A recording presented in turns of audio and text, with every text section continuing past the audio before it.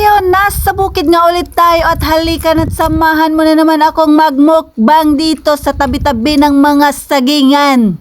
Mukhang mapapalaban na naman tayo dito ngayon kasi napakasarap ng ating hapunan. Abay teka, bakit parang may kulang? Walang pula, walang sili na maanghang. Agoy, paano tayo niyan makakakain ng maayos kung walang maanghang?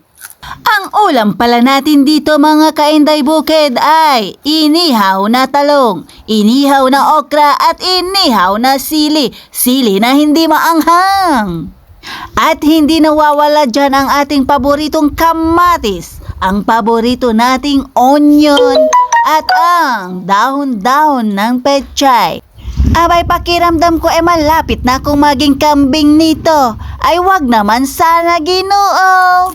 At syempre, ang pinaka-highlight ng ulam natin ngayon ay ang karne ng manok. Tinolang manok na may papaya. Agoy, napakasarap naman pala. Abay, kahit mag-isa kang kumakain kung nasa bukid ka, talagang simot lahat. Simot lahat. Na kahit isang butil ng kanin wala talagang maiiwang bakas.